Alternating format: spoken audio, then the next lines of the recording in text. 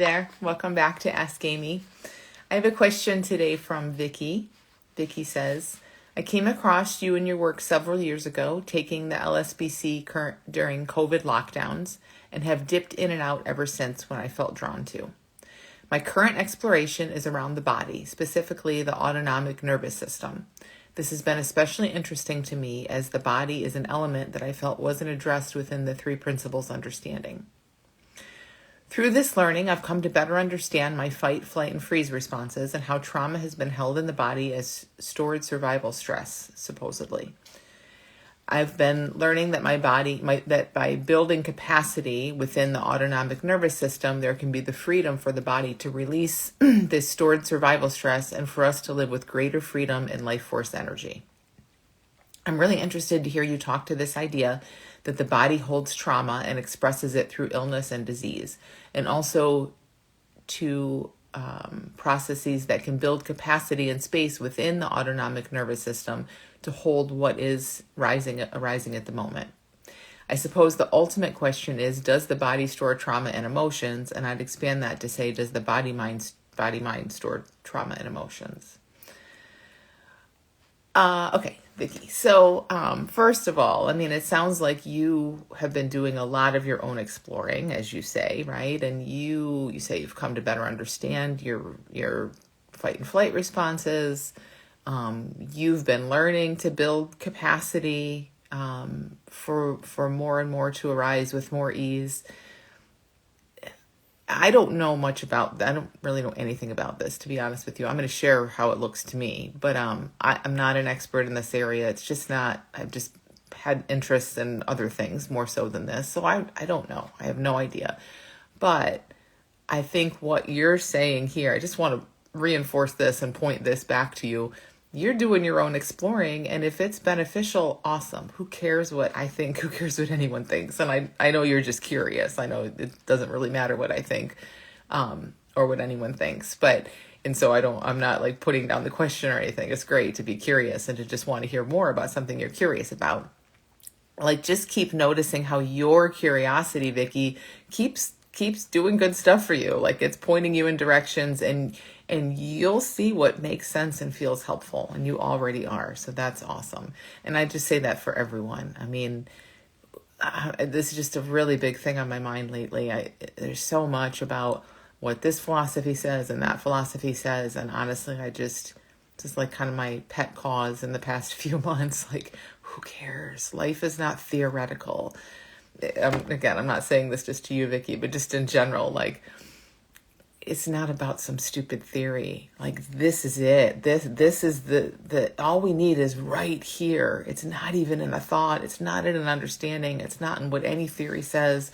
So if you're learning some stuff, and we turn to theory and understanding and all of that, but then, gosh, we just need to turn there and then just take it back in, like, be in it in this immediate, more subtle kind of way, rather than so mental, because nothing's ever going to come. Nothing really is going to come from the mental. The mental can kind of be one little pointer in a direction, and that's it. Okay, so you're having your own positive experiences, which is awesome. So for me, like, I don't know about any of that, but here's how it looks to me from a really zoomed out perspective, from like very big picture. When it looks like stuff is happening to me. So whether it's, this is stored here and it's going to come out and get me, or, there's a holding on of my past somehow, even just in the sense that this body is storing somehow. I know this is metaphorical, but this body is storing and holding on to my past. There's good and bad stuff that happens. Trauma is a bad thing that happens. These trauma response, I'm a victim to them. Whenever it looks choppy, it looks like this is happening to me, any of that, obviously there's going to be suffering. It's going to look scary. We're going to feel like a victim, and there's going to be suffering. That's it. When it looks like I'm the experiencer, and there's certain stuff that happens in my body, or, is my past, because of my past or my trauma, going to be hard. No question. So to me, that's just where to look. I mean, can it be that there's these just arising reactions, right? I mean, everything is spontaneously arising. That's the thing. I don't really get, and I might just be kind of more dense around this, I don't get the whole body store stuff. Like, where is it storing it? I feel like it's more metaphorical. And again, I don't know. It's never resonated with me really, but it doesn't matter if somehow an old thought or a stress response or whatever is stored physically in a body. Okay, great.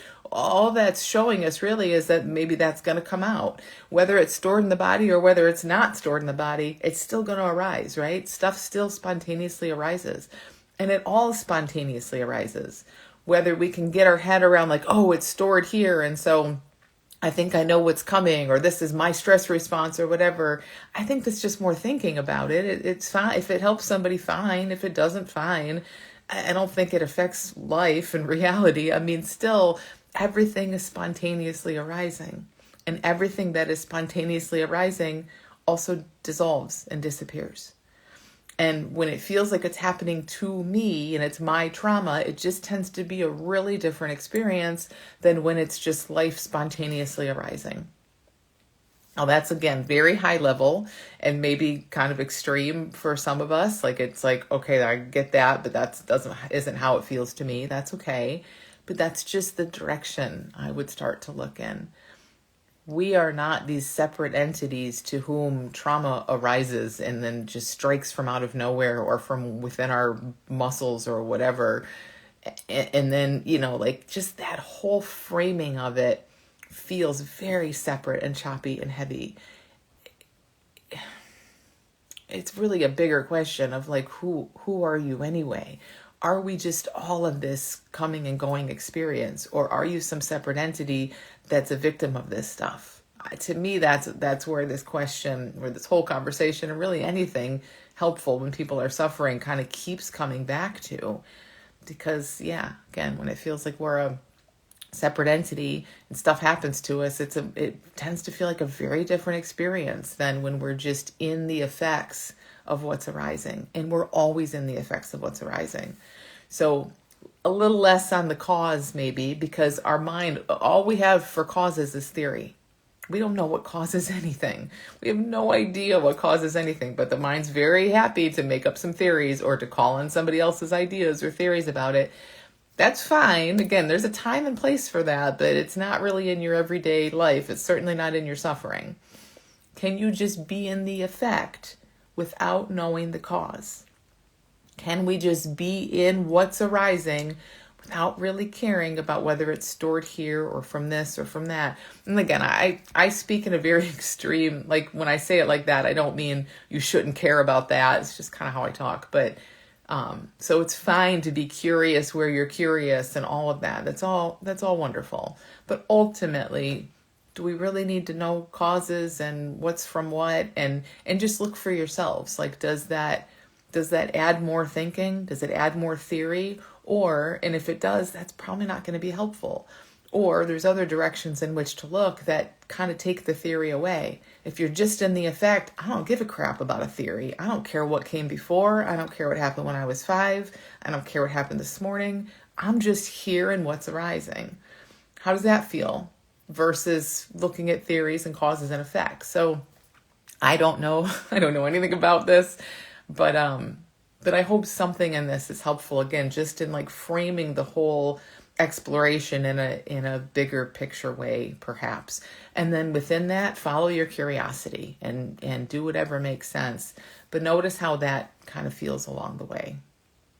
So I hope this is helpful for you, Vicky, and for people listening. Thanks for listening. And I am leading the Little School of Big Change again starting next week. Vicky mentioned that she was in our COVID class. I lead it just once a year now, and not even always that. So this may be the last time, I don't know, but these classes are pretty few and far between at this point. So if you're interested in that course, I'll put the link here on Instagram. So thanks for listening, and I'll see everyone soon.